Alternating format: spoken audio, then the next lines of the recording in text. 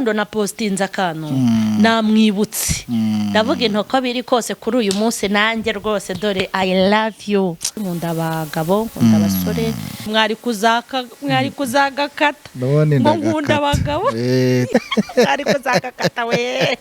Nuko ese kubwira abakobwa gusa wabwe n'abahungu kugira ngo bo oya muri make bawurye pe ariko ntuze kukurya kuko birababaje nimba koko uba ari umunsi w'abakundanye ugasanga umuntu aho yicaye aribuka ati sida nayo ikuye kuri wa munsi w'abakundanye. Ese ubwo umuntu ukunda umutera sida? Reka nze nkubwire ikindi, umuntu akicara ati iyi ndasha mwana wanjye iyi ndabayinteye ku munsi w'abakundanye kandi ni umunyeshuri. Ese ubwo ni urukundo?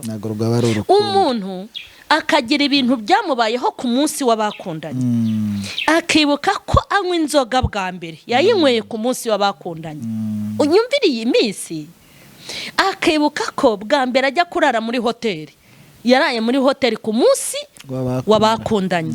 Ugasanga umunsi wa mbere yibuka ndibuka tubusoge bwanjye nabutaye ku munsi w'abakundanye ko mbona uyu munsi w'abakundanye waba ari imyangaro we. Gutumbwira ngo urankunda hanyuma ukambwira ngo ni nkwereke nambaye akabogisa eto kwa Jenara Yesu amashara muri abikubwira umwe se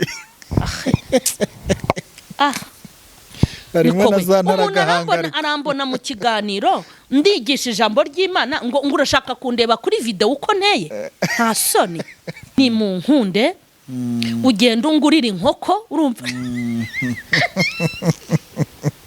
ugenda usohokane nicare muri metero ebyiri wicare hariya nanjye nicare hano uyingurire wishime nanjye nyirye inkwe. Dore ahubwo igiteye agahinda umugabo arata umugore we ahubwo agenda agaha inkumi. Ikintu kikubwira gutandukanya urukundo n'irari, iyo umuntu yakora ari cyakubwira ko agukunda sibyo? Amagambo umuntu wakurarikiye akurarikira ashaka ko muryamana ari irari rimurimo n'ufite urukundo bagira amagambo amwe. Ariko ngewe abantu ushaka kubwira n'abantu batagira ubabaza izina badafite umuntu. Noneho we wabuze n'umuntu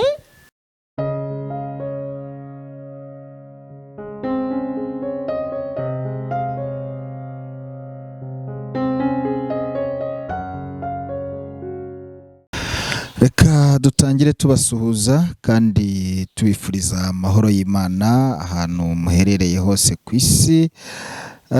Uyu munsi ni tariki 14 z'ukwezi kwa kabiri umwaka 2024.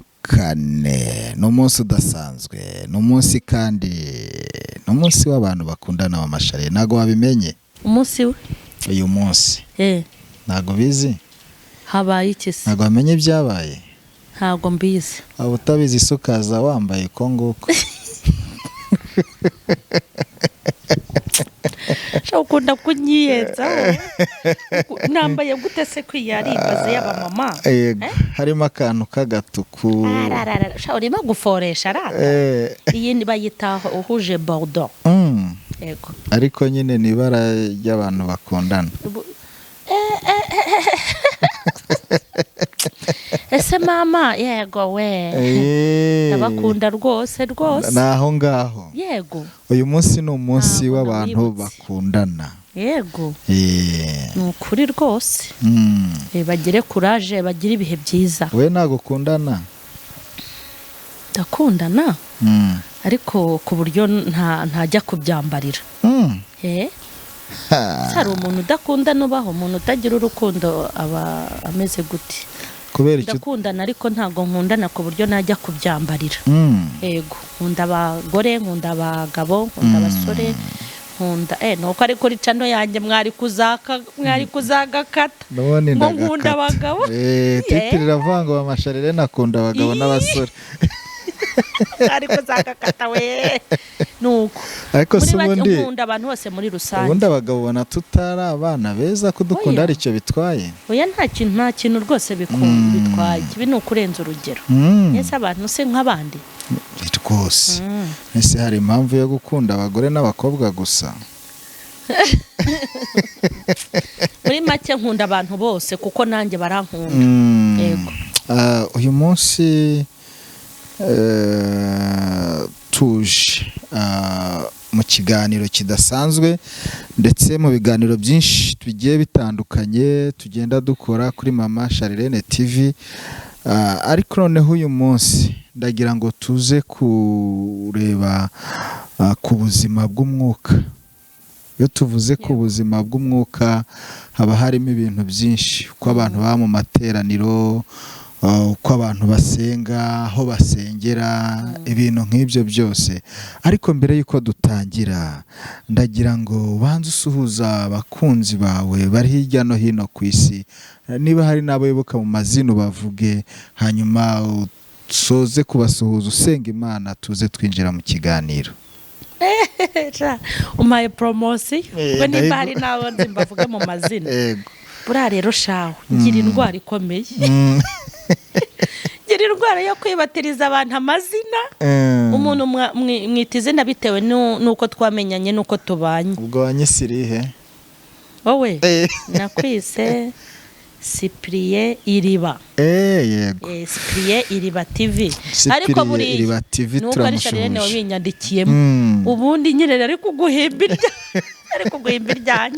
Urakoze cyane. Uranabinyibukije nta kibazo. Ndabifuriza uyu munsi mwiza wabo. Yego w'abakundana. Umunsi mwiza w'abakundana. Kubera ko kuri Mama Charlene mfite abantu nyene bawizihiza baba bafite abo bakunda n'ababakunda. Cyane ko ibiryo utarya hari ababirya.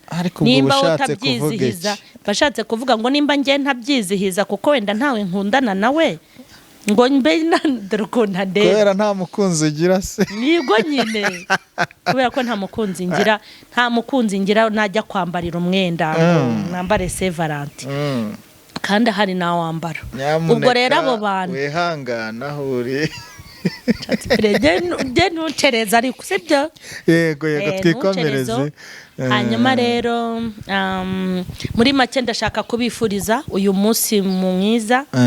Ariko se ikiganiro kizajyaho wararangiye. Ariko so ni ngombwa gukundana uyu munsi. Nta kibazo, reka tunabibabwira ukibonye wenda uyu munsi wararangiye ariko tugikoze kuri uwo munsi. Yego. Rwose mbifurije umunsi mwiza. Gusa ariko mbabwire uyu munsi w'abakundanye nta kintu nkuziho nta n'ubuhamya nawe utangira.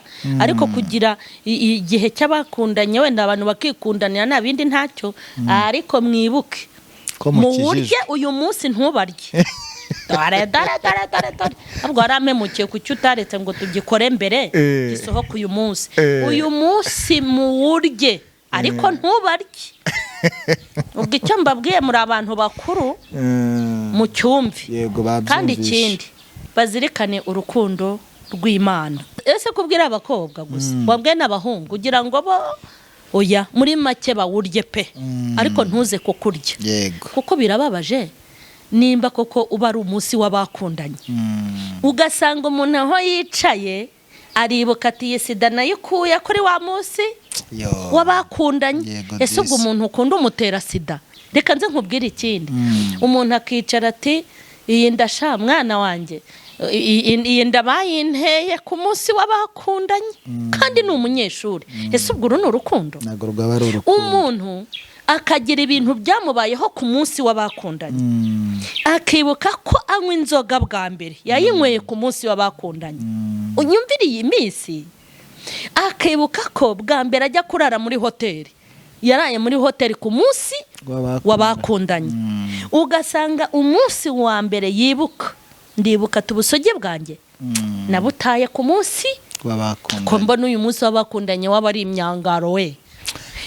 nashakaga kubabwira ngo nibizihiza umunsi w'abakundanye bagire aho bava bagire naho bagarukira kuko kuba wakunda umuntu ukamutera inda ukamukura mu ishuri urwo si urukundo rwose tujye tuvugisha ukuri kuba wakunda umuntu ukamwigisha kunywa inzoga kandi mu buzima mabwe atarazinyweye urusi urukundo ni umwangaro kuba wakunda umuntu ukamurarura ku munsi w'abakundanye akaba ari wo munsi araruka akitwa ikirara yari umukobwa muzima ukamugira umugore ntaba umukobwa agasigara ari ikibura byose rero uyu munsi mujye mukundana ariko mugirire neza bakundanye koko kandi tunakomerejeho tubabwira nimba ukunze umuntu koko ukaba umukunze ntukifuze ikintu kibi kimubaho nk'ubu abantu benshi barambwira ngo barankunda babikubwira uyu munsi barabimbwira hoya reka mbabwire umuntu nkunda ikintu kizamumbwira kandi rwose uwo muntu nimba hari muhaye karibu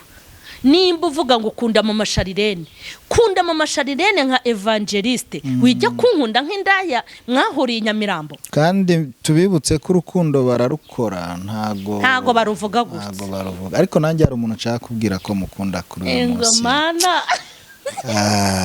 uwo muntu yitwa Jesus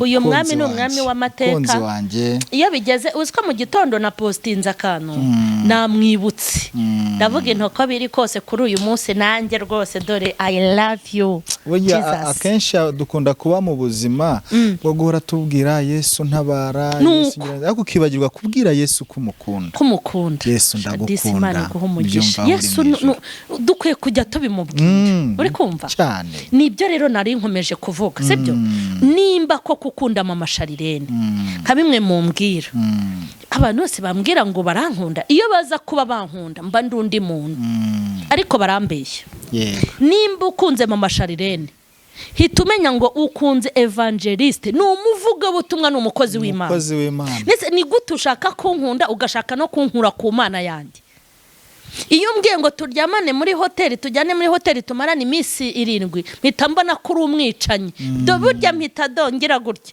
ni nayo mpamvu ushobora kunyandikira singusubize nkakubwira ngo nari impuze ariko burya sinari impuze uri umugome ni gute umbwira ngo urankunda hanyuma ukambwira ngo ni nkwereke nambaye akabogisa eto kwa General Yesu amasharo muri abikubwira umwe se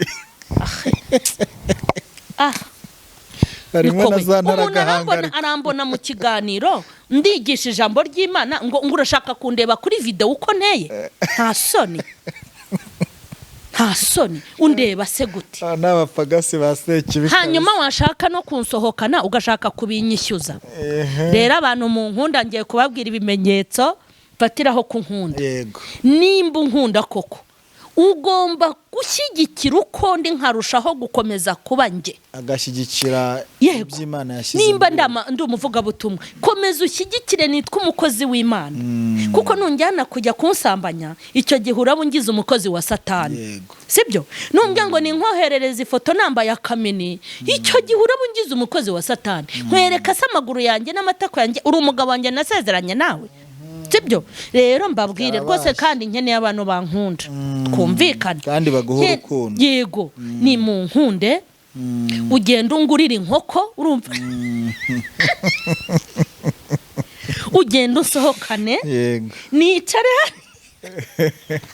muri metero 2 wicare hariya nanjye nicare hano uyingurire wishime nanjye nyirye inkwe ntahe utankojejeho n'imitwe y'intoki urakoze cyane kugira ngo tutaza kwinjira mu yindi teme nagira ngo noneho bijyanye na Saint Valentin tubisoreza ahangaha ahubwo ndumva ari byo twanakomerezaho tugakora ikindi kiganiro abantu ni ukuri kose nidushaka tubikomerezeho iki kiganiro abantu bacyumve abakirisitu bacyumve tujye tuzirikana ni gute umwana w'umuntu yibuka umuntu umwishyurira sheri wo mwishyurira kaminuza nitwishyurire nitwishimire kirisitu ihangane birahindutse bihindukiye mu kiganiro yego ni gute ibi bintu tubikure muri uyu mwuka wa Saint Valentin tubihuze n'urukundo twagakunze Imana ni gute umuntu azirikana sheri wamwishyuriye kaminuza ntituzirikane kirisitu waduhaye ubwenge avese amina wadukijije umwaka akaduha umwuka wera uzi ko umuntu akwishyurira kaminuza ariko ubwenge bugacurama ariko hari umuntu kwishyurira kaminuza hari n'undi uguha ubwenge kugira ngo utsinde sibyo kuki Yesu udashobora kumuzirikana kuki tutazirikana Imana ngo tugere mu rwego rwo kuyikurura ujye mu cyumba ujye gupfukama uyishimira gusa ku buryo nayo ni aho iri ivuga iti mu isi mpafite umuntu ibi bintu abantu bakora bijya biduha isomo uzi ko umuntu akunda undi akarara ngo adasinziriye Cyprien bibaho cyo kuba cyane rwose Cyprien koko nimba turara tudasinziriye kubera ngo abo dukundana urukundo ruraruzi wowe rwonsi rekomana kararukanuye bugacya urukundo rw'Imana njye nirwo namenyereye nirwo niyiziye ubu noneho ndagira ngo nkubwire uyu munsi ubu tuvugana kuri uyu munsi wa Saint Valentin hari abantu imitima yenda kuvamo kuko yarazi ko uyu munsi ari buhabwe impano ariko sheriwe ntari no kumwitaba ntari no kumusubiza kuri WhatsApp aramwandikira besha atabona indabazi bakwiriye uwo muntu rero uyu munsi burira tayi biro nka 3 kugira ngo mumve imbaraga urukundo rugira ariko nanone tugakurura ariko iki kiganiro koko tugikora ni debate ikorane nge nawe ndumva biri kuvamo umva noneho wakibuka uyu mwami wacu afite urukundo agenda twese akaruduha kandi tukanyurwa ntushobora kumuhamagara ngo umubure ntago wamushaka ngo umubure kuko ntajya yuriza ibiciro arabakunda mwese kandi akamenya ukuntu agenda abajera nigeze mbona inkuru y'umukobwa yashyiriye sheriwe ururabo ngo barakundana bari bagiye no kubana maze ahageze asanga haradadiye kumbi harimo undi mukobwa nawe wamuzaniye ururabo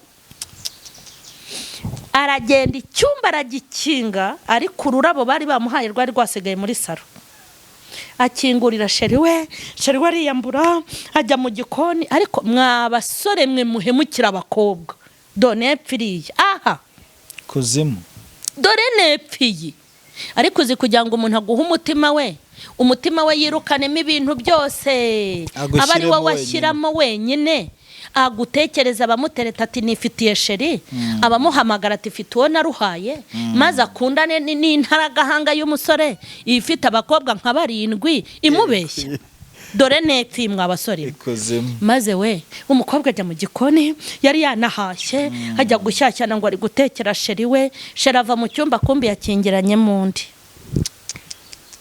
umukobwa yaje kubimenya yahavuye ameze nk'inzanga yabaye ari nibyo nakubwiraga nyine urukundo maze abantu baraniyahura kubera urukundo akoko n'ubuginga agari ubuginga ariko ujya kwiyahura Imana yaremye abagabo cyangwa abasore yaremye umwe ariko uvuga gute ko ari ubuginga ukajya kwimanika washatse undi se hari gihe gukunda umuntu kumva niwe wenyine uba kwisa ubwo n'ubuginga ariko gukunda umuntu kumva niwe wenyine uba kwisa aho isi igeze ibyo bintu nta makosa mukora niwe wenyine gute ujye umukunda ariko ugira akantu ka reserve usiga ko kuvuga ngo ashobora kumpemukira nutagasiga uzajya kwa Makuza cyangwa kuri rya rimbi ry'abagabo Nyabugogo hamwe abagabo biyahurira kwa Mutangana ibyo bintu nta makosa kandi na Bibiliya avuga ngo umuntu wizera umwana w'umuntu avumwe ni sheri wawe mwizere ntiwabana n'umuntu utamwizeye ariko wigera ku rwego rwo kuvuga ngo anyanze napfa have kuko arakwanga rwose akanakwangiza ko na Bibiliya iravuga ngo wizere umwana w'umuntu avumwe kwa kwanga se yanaguteye inda wanamuhamagara sheri uzi ko ntwite ngo si yanjye sinjye utera inda ngenyine kandi shajya kugutera inda ibigambo aba yarahurutuye umva agahita akuraho telefone agashaka indi simukadi akimuka no muri karitsiye atakubwiye ko badatera inda buretse ubu ndaje mbahugure mw'abakobwa abasore bari hanze aha n'abagabo bafite ubugome mufite ubugome nuko mwasanze nkuzi. ariko hari n'abakobwa bafite ubugome nabo nyine barabufite. Aricara akakuragira ukanarisha, arakuragira akakubwira ati nananiwe gusinzira, kumbi kivuye mu bagabo no mu basore bose nyine n'udukece bafite ubugenge. Hari abakobwa baba bafite gahunda akavuga ati uriya musore mbona yitonda, niwe uzambera umugabo. Yego ariko runaka wundi niwe uzajya nsohokana namwihera. Mbega inaragahanga kazi. Urumva ibintu byuzuye hano muri iyi si. Ariko abantu nibadakizwa bazikorera amaboko ndetse n'amaguru. Uzi ko ari byo kandi bakanabikora ari abaki, ari abakirisitu. Abakristo bo n'urundi rwego. Ako bira bintu, ibi bintu abantu ibintu ngiye kujya mbyigishaho cyane kuko ni ibintu byafashe indi ntera kandi biri kwica imitima y'abantu. Abantu barangiritse barashize. Ako kantu uvuze uzi ko ariko ejo bundi hari umuntu wa postinze akantu aravuga ngo wa mukobwa we, ngo umuntu wakwambuye ubusugi yari akuguriye ibiraha by'ijana gusa, none inzirakarengane izanye inka yose. Ariko abantu bafite amagambo y'ubwenge. Umuntu yamwambuye ubusugi kubera ibiraha by'ijana, ariko inzirakarengane igiye kumutunga ubuzima bwose izanye inka yose. Iyo koyo Mana ya Isiraheli, ibyo bintu ko atari sawa. Kandi ibyo bintu nyine birahari. Ariko inzirakarengane zirahari nyinshi cyane. Ubu ngubu noneho hari n'abagabo, ariko Imana irengera abantu. Imana irengera abantu. Izabahana. Imana irengera abantu. Wa mugani wawe niba reba nabi bazikorera amashashi. Yego. Mama Charlene, uyu munsi wenda turi gutekereza ku bakundanye, hari n'ibintu tujya dukunda kuvugaho by'abashakanye. Uyu munsi wasanga hari umugabo w'umukristo ubwira umugore we kamukunda, ariko uyu munsi bukira atamuhaye n'impano y'ijambo riturutse mu kanwa ke. Reka nze nkubwire, ubu umwuka undimo no kwigisha kuri ibi bintu cyane, abakundana baba mu ngo, abajya gushaka ibintu nk'ibyo. Birababashe, sibyo? Kuba ufite umugore mubyaranye rimwe, kabiri, gatatu, sibyo? Uriya ni rwo rukundo rwawe rw'iteka kandi rukomeye, sibyo? Ugasanga uyu munsi ni umunsi hubwo w'abasore n'inkumi, kandi bariya burya inkundo zabo ntago njya nzemera. Ni inkundo ziba zimeze nk'akaregeya kari ku rutoki, urabona? Biba bikiraho. Uriya mama ufite gutandukana, abafite gushaka undi nawe ugashaka undi, abafite kutakwe, muri make ntago muri mu rukundo rufite garanti. Ariko iyo wakunze umuntu mukabana akajya kugukwa, mu bakobwa bagumiwe bari i Kigali, sibyo? Byayobeye, byacanze, babuze n'ubabaza izina. Ariko nabe Imana ibarengera. Hoye izabarengera mama, buri kigabo kigira ikigore cyacyo, Bibiliya niko ivuga. Yego. Hanyuma akagutoranya muri abo bantu bose, agakora bya bintu, agatakaza imbaraga. Noneho abakirisitu, umugabo ajya gushaka umugore yarasenze, amavi yarabaye nk'ay'ihene, yarakobotse. muri make aba yarakwere ukura no kukwereka urukundo si ukukubeye. Noneho na wa mukobwa nawe abafite abantu benshi bamurambagize, abafite n'ukuntu yasenze akiyiriza ubusa, akavunika, akagoka mbere y'uko mubonana. Muri make inkundo, urukundo rwanyu ni rwo rukundo burya rufite ireme, sibyo? Yego. Ariko ugasanga uyu munsi abasore n'inkumi ni urukundo rwabo, ariko abagabo nk'ubwije ukuri nk'ubu, hari umugabo utazi ko uyu munsi ari kuri Sevarante. Ariko ibi bintu ni umutima koko w'abantu. Ngiye impano nayimuhaye saa 6 z'ijoro. Yego. Kandi ujya unabyigisha yego. Ruriya ni urukundo rwawe rw'iteka cyane. Noneho ugasanga uyu munsi hari abagabo batazi ko ari ku munsi w'abakundanye, ugasanga aheruka kumubwira ngo ndagukunda cyangwa ibiki, bagifiyasanye. Ariko nimba hari ikintu cyiza kibaho, nasanze abantu bakundana babana, naho yaba afite imvi yaramaze kuvamo amenyo atanakibona, urukundo nta muntu rudafata. Naho mwaba mudakize, hari uturabo nabonye tugura 1000. oya waduca n'ahantu ukaza nko kwa Masharelene ugaca tuno nka tubiri ukamushyira urukundo yego genda ubimubwire umubwire uti ndagukunda. Urukundo n'ukwereka umuntu ko wamuzirikanye ko nicyo nta kintu tuzajya tuganiramo yego ko wamuzirikanye sibyo ntago ari ibyamirenge oya natabona nuko amujyana ku Kivu amujyane kuri Nyabarongo sibyo wenda bahagarare kuri kiriya kiraro gusa bahagarare neza kugira ngo imodoka zitabagonga ukahamuzana uti sheri ntago nigeze mbona uko nta bushobozi ariko ndagukunda mugore wanjye ndagukunda. Ikindi kandi ntago abagabo ari babakwiye kubibwira abagore gusa. Ese kuki umugore watarutahana rutahane nawe wa mugore we wenda wasanga n'umugabo wawe ariko ateye afite uburyo gukundamo bitari ibyo ngibyo wowe ntiwakamugurira cyangwa ukamugurira agapira nyine ninjoro sibyo wewe ngo ni saa 6 z'ijoro urumva kuza ubwenge rata wamuguriye agapira ka Saint Valentin izo saa 6 z'ijoro ko ariho umunsi utangira bugacya ashaka kambara kagakubitamo mwakerekanye urukundo mwabibwiranye wamutembereje nimba ufite ubushobozi dore ahubwo igiteye agahinda umugabo arata umugore we ahubwo agenda agaha inkumi agiye gusohoka ni habara reka ubu n'abana biriwe mu kazi mu mabiro yabo ariko ubu uturabyo two muri telefone hari kuduha abakobwa umugore we nta kantu aramuha ubu hari n'abagabo bafasha amarandevu yo gusohokana abakobwa kandi umva ibyo bintu n'umwanda niyo mpamvu ntago ari byo ijisho giyakuremye rirakureba kandi urukundo rurabagarirwa ejo bundi uvuge ngo umugabo wanjye nta kinyitayeho umugore wanjye nta urukundo mujye murubagarira kuva muri mu rusengero murubagarire uko urubagarira ukanaruvomera ukarwuhira ugakuramo ibyatsi ukakuramo imbagara n'urwiri niko rugenda rugira gute rukura kandi nta muntu rutabera nubwo mama w'abana bamugikara akaba mu gikoni buriya nawe kuri Saint Valentin cyangwa n'undi munsi nawe yaberwa burya akaba inkumi akishima. Ubu hari n'umuntu udukurikiye uvuga uti se ko umuntu wanjye atari romantike ari romantike nta muntu utaba romantike yego umuntu natagira n'urukundo hari abantu baba baravutse ari ababingwa nka Mama Charlene ariko yimweretse urukundo yego nawe arazi ushobora kurumwereka urukundo ariko rutari irari turaza no kuvuga ukuntu hari abantu bagira irari ukaryitiranya n'urukundo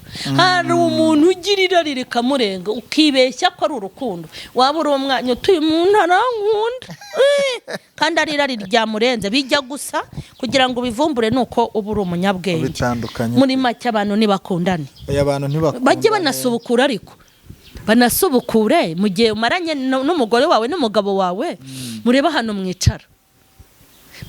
mwicara muganire n'ibitaragenze neza mu rukundo mufate n'ingamba kandi urukundo ntirukabere imwe mu mwaka hoya nirwogera ariko ni buri munsi mujye rugero ba buri munsi ni mu biburi mu mwanya mugire weekend imwe mwicare mukundane kuko nta kintu kiruta urukundo ku isi ntacyo maze n'Imana ubwayo ni urukundo yego gusa urumva icyaruta urukundo ari iki Mama Charlene waruvuze ngo hari umuntu buri hisi ugira ikibazo aribaza ati se wa mugani umuntu uyu munsi turi kumwe nabitandukanya gute niba ariko turi bubwire n'abadafite ababakunda nabo tubafitiye inama nta muntu udafite umuntu umukunda njye wese ko ntawe mfite ugukunda oya Jesus se ni umuntu uri ahora ari ntacyo wowe uramufite tubyihoreye kandi ntitubigarukeho hanyuma reka nawe warabyivugiye hari n'ikiganiro dufite uvuga uti uwo muntu ni umwe rukumbi umbwira nze kukagarura wari uzi ndi kuvuga ndetse Jesus navuga ntacyo nta kibazo uri mubi koko uba mubuka mubi no kuri uyu munsi yego urukundo n'irari wabitandukanye ute reka nze nkubwire urukundo n'irari kandi mbabwira ibintu njye mujya mumenya shesha kangoye nimukabone meze gutya mfite imyaka myinshi kandi mfite experience bitewe n'ibyo nyuramo ngewe nziranye n'abantu tabara nziranye n'abantu benshi nabo tugenda tuganira ngenda nkuramo ngenda niga byinshi kandi ni na Imana yashakaga kungira uwo ndi we byari ukugira ngo ubwenge bwanjye bwaguke ningira ibyo mvoma hanyuma njye mbisangiza n'abandi. Ikintu kikubwira gutandukanya urukundo n'irari, iyo umuntu yakurarikiye akubwira ko agukunda, sibyo? Amagambo umuntu wakurarikiye akurarikira ashaka ko muryamana ari irari rimurimo, n'ufite urukundo bagira amagambo amwe. Umuntu arakurarikira akakubwira amagambo, akakubwira ukuntu agukunda, akakubwira ukuntu atasinziriye, akakubwira ukuntu ureba neza unaseka neza, akakubwira ukuntu ufite taye nziza, n'ugukunda nyabyo niko akubwira. Ariko mu bikorwa niho utandukanya ngo uyu muntu arankunda cyangwa yamfitiye iki, afitiye irari. Umuntu ugufitiye irari iyo umaze kurimumara ahita kujugunya nkuko twajugunya agapfukamunwa. Ariko umuntu ugukunda ntago aba yifuza kugutakaza. Iyo umuntu agufitiye irari aba afite icyararikiye kuri wowe, ashobora kukurarikira ati uyu muntu ndashaka ko tuzaryamana.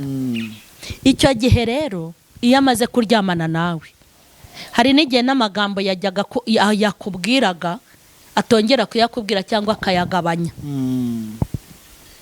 Kandi iyo umuntu agufitiye irari ntashobora gutekereza imbere hawe na heza hawe. Oya, gahunda ni twiryamanire birangire. Oya, ni twiryamanire, muzaryamana atitaye kuri umwana w'umukobwa gukuye mu ishuri. Muzaryamana ajya na kugira inama, akubwira ukuntu nujya kwiga kugira ngo bikorwe neza. Nujya kwiga uze gushyiramo agakora n'agapira, turi buhurira ahantu ubyambara imyenda y'ishuri uyishyire. Uri kumva iryo ni irari. Ariko iyo umuntu atagufitiye irari ari urukundo, ashaka no kukubwira ati nzaza iwanyu, nzaza ngusura iwanyu, ndebe na mama na papa, ndebe iwanyu n'abavandimwe bawe, sibyo? Ariko iyo umuntu akubwiye ati wowe turi buhure uvuye kwiga, iwanyu urababwira yuko wahitanye n'abana mwigana, mwagiye gukora hari amasomo bari bukwigisha, ariko nyine witwaza agakora, sibyo? Hanyuma kakitwaza ati humura ngwino sheri uriyamburira mu modoka yanjye. Nyagutsindwa n'Imana yo mu ijuru. Urwo ni urukundo.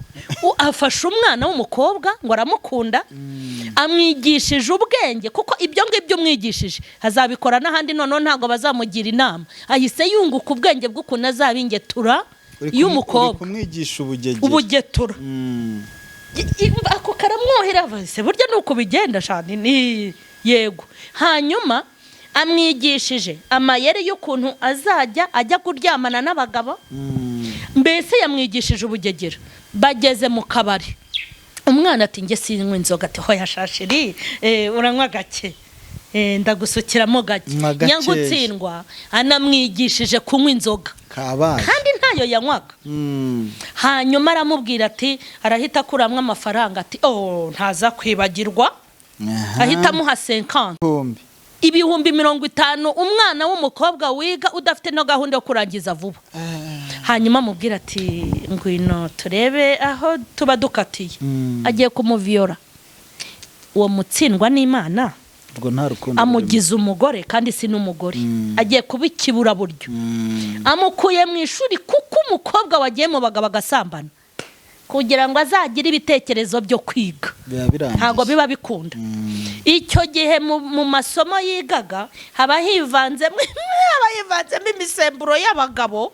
Uko atekereza ikayi niko atekereza uwo bagomba kuryamana. Ikindi ntago mama ari bumukange, yamenya ahava ibihumbi 50 ntazongera kugira ikintu amubwira. Hanyuma umukobwa uri gupanga ukuntu noneho agomba kwigarurira abagabo, ubwo ntago ari babongera kumwigarurira. Yaryamanye n'umugabo yabyumvise, akenyereye ku bihumbi 50, yashikuje inkoko kandi wabo bamaze amezi 7 batayirya. Mubabarire rero kugira ngo uyu mwana azige ndakurahiye biragoye. Professeur azajya amwigisha nimba ari imibare nawe atangira muterekera aho kugira ngo akurikirane imibare cyangwa icyongereza, atangire nawe murerembure kuko azampa no ku manota. Kwaci nara Yesu byoroshye kabisa. Uyu muntu umuntu ugukunda agashaka kukugira umugore kandi uri umukobwa. Umuntu ugukunda muri make unani irari umuntu uri gufitiye nuko atakugirira impuhwe z'ubundi buzima busanzwe mu mibereho isanzwe. Ariko dore umuntu ugukunda byanyabyo mbikubwira uhite nimba unamufite uyu muntu ntuzamubure. Umusore ugukunda akakubwira ngo wite ku ishuri, wite ku masomo, byanaba ngombwa akicara agatekereza atari kuyusheri wanjye uyu mwana ko iwabo badakora cyangwa ko bakorera make cyangwa ko bavukana na benshi. Ubu iyo agize kubura amavuta ntibyamujyana mu ngeso mbi, ukabona aribwirije koherereje na 3. Oya hari n'uhita afata icyemezo akamukurikirana akakurihira n'ishuri. Ndabazi byagiye baho barabana, ariko yanakurihirira ishuri nawe ntajya kugukorera ibyo. Oya akaza akamwishyurira ishuri ntagusabe ko muryamana. Uwo muntu nimba umufite, umuntu nanjye mufite, umuntu umubonye tujya mu rukundo. Reka nkubwire Cyprien, nkubwahiye ukuri, nta muntu wanga uwo bakundana. Ariko umuntu ugukunda ngo dusomane tujye kuryamana, sibyo? Nyereka amata ko aragatsindwa n'Imana. Ariko ubonye umuntu ugukunda utakugira ikirara ngo ahindure, nk'ubu ngiye mfite uko nteye, ngo ze ampindure ikindi kintu kibi, ahubwo agashyigikira icyo ndicyo, uwo muntu yubahwe mu buzima. Abaho se ko namubuze? Bivuze ngo umuntu ugukunda ashyigikira iterambere ryawe. Nimba uri kwiga akagushyigikira kuri uzarangiza, nimba uri inkumi akashyigikira yuko ukomeza kuba umukobwa, akazifuza ko uzaba umugore igihe cyageze. Nta kiba kwifuriza na kimwe, nta kwigisha kujya mu kabari, ahubwo akugira inama turamenye ujye wirinda uba umukobwa mwiza, akakugira inama. Kandi ntiyifuze ko ubusugi bwawe ubutakaza, ntiyifuze ko ubikirara, akifuza ko ukomeza discipline. Uwo muntu nimba umufite n'akazi kawe uzomatane nawe. Ariko uwo nguwo ukubeshya ngo aragukunda akakwigisha ingeso mbi, hita umenya ngo ni haduyi wawe. Iruke kizwa n'amaguru. Yego. Hanyuma aho ni ku ruhande rw'abagabo cyangwa se n'abasore. Ku ruhande rero rw'umusore, yego rw'umusore azabwirwa n'icyo umukobwa umukunda utamukurikiyeho ibindi bintu. Kanze nkubwire, umusore nakunda umukobwa, sibyo? Kugira ngo azamenye ngo uyu mukobwa arankunda koko, umukobwa utagize icyuha,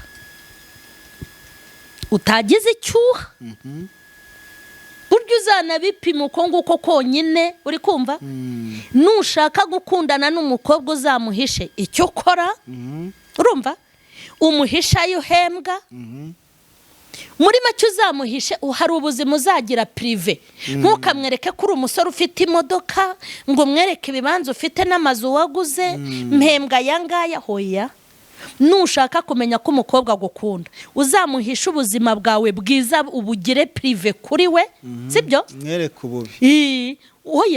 Oya si ngombwa kumwereka ububi, wimwereka ko hari icyo ufite, wimwereka umushahara wawe, wihita umubwira akazi ukora, wihita umwereka ko wifashije unishoboye, ahubwo ujye umwiyereka nk'umuntu uciriritse nyine mu maso ye, sibyo? Uyu mukobwa ni mubana, ntumugurire amavuta, ntujye kumugurira inkoko, ntumugurire icyangwe, ntumwoherereze kuri mobile money, mukabana mugakomeza mukabana. Uyu mukobwa ukabona arakubwira ati sheri I love you. Wow. I love you. Nawe ukamubwira ati I love you too. Amashege. Sako ndabe kuteresa. Ayiwe. Ukabona I love you arayikubwiye mu kwezi kwa mbere, ukwa kabiri, ukwa gatatu, ukwa kane, ukwa gatanu. Muri make ukabona ntashamadukira kukwaka no kugusaba, cyangwa ntashamadukira kumenya ibindi bintu kuri wowe. Uyu mukobwa uzamenye ngo agize gute, aragukunda. Kandi ikindi umwanya azaguha uziko nta muntu uyoberwa umukunda. Ni ukuri nta muntu uyoberwa umukunda, kereka iyo unywa inzoga nyinshi zikicanga mu mutwe wawe wenda, kuko abantu banywa inzoga cyangwa bafite ibindi bintu byinshi mu mutwe ntibashobora kurobanura ibyiza n'ibibi.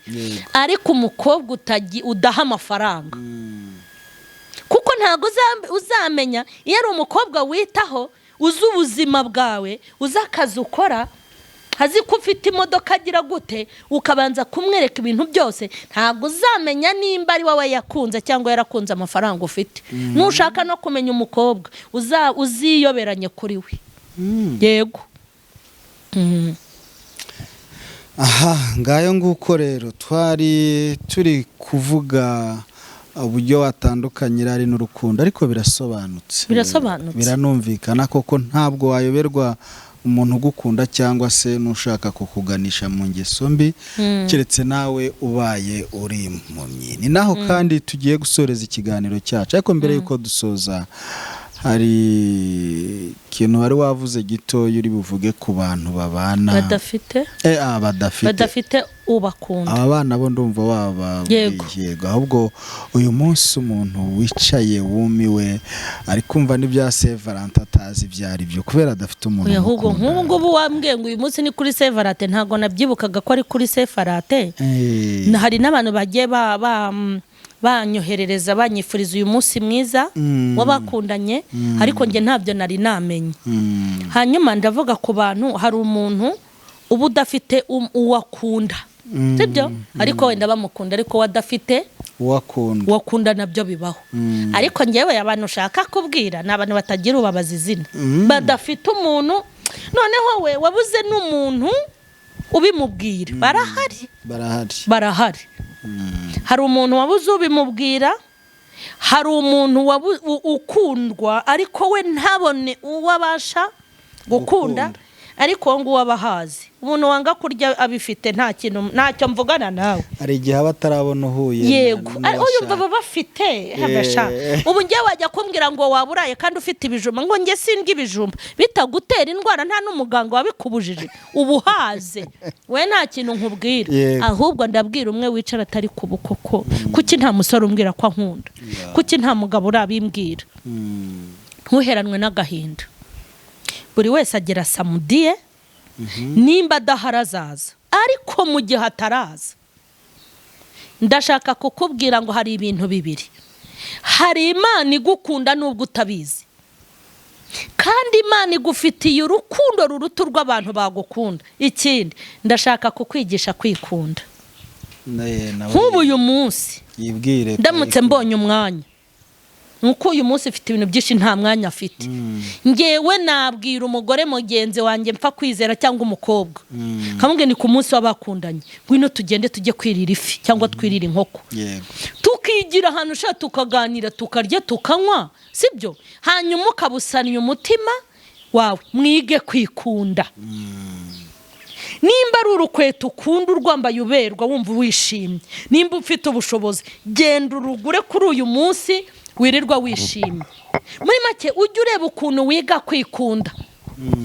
Nimba hari ibintu waburiye umwanya wo guteka ukunda byo kurya, mbabarira uze kubishaka, uze kubiteka ubirye, sibyo? Nimba hari umumama cyangwa umukobwa ukunda ukumva akora ku mutima wawe, uyu munsi uze kumubwira uti ndagukunda, umwoherereze n'ururabo n'ibintu aba ngombwa, unamujyana ahantu murye munywe. Abantu bige kwikunda. Ibi bintu byo kutiga kwikunda, ukumva ko ntawe ugukunda, nta muntu uzagukunda utikunze. Burya n'aba abantu bavuga ngo bafite ababakunda, nagukunda utikunda, urukundo rwe nta kintu ruzamara. Ariko umuntu nagukunda unikunda, bizakugirira inyungu nyinshi. Mwige kwikunda, mwige kwigirira neza. Sinasohoka ntafite umusheri, sohoka. Nimba ufite murumuna wawe mujyane, nimba ufite abana bajyane, nimba ufite undi muntu ariko bakugiriye neza mujyane. Si ngombwa ngo uwo mwandikirana ngo sheri, ngo I love you, ngo shushu, ngo ibiki, ntago ari ngombwa. Nimba adahari, reba undi muntu mukundana urukundo rusanzwe, ariko nawe we ugira ibyishimo, wikunde, wigirire neza. Kuko wowe kwikunda bifite umurimo ukomeye cyane. Nimba ari ikintu gikomeye sipire no kwikunda. Kwikunda binanira abantu bikabagora, ariko kwikunda ni navuga ngo ari uturemangingo. Iyo wikunda hari uturemangingo amamiliyaridi two mu bwonko no mu bitekerezo dufunguka ubwenge bwawe bugakora neza. Urumva mbabwiye n'ibintu nyine byerekeranye n'ikiganga. Kwikunda ni umuti. Yego. Kwikunda ni byiza. Wishimishe urebe ibintu ukunda. Nimba ukunda gupostinga ubikore, nimba ukunda kujya ahantu heza ujyeyo, nimba hari abantu ukunda ugende musangire, nimba ukunda abana bawe, mbese urebe inzira yose igomba kuguha ibyishimo. Yego. Urakoze cyane. Tugana ku musozo, muri iki gihugu cyacu cy'u Rwanda hari couple ujya ureba ukavuga uti kabisa. Ayiwe, umva, hari abantu ureba ukavuga utaba abantu ntawahenze undi. Amba bari ukabambwira. Ngiye kubakubwira. Ni nyakubahwa Paul Kagame na madamu we. Kankabwire. Iriya couple ye baba data we, wari wabona nk'abantu bahuza ubwenge, bagahuza urukundo, bagahuza ibitekerezo, noneho nyine ibintu byose ukabona baruzuzanya n'ishyaka kandi n'imitima no gukunda abo bayoboye nabo bashinzwe, ukabona birajyanye. Ariko niyo bahagaze ubona ye baba data we, niyo bahagaze uravuga uti ibi bintu byarahuye. Yego. Iriya couple kandi bikwiye no kubera abandi ntangarugero. Noneho urabona ko n'abana bagenda babyara.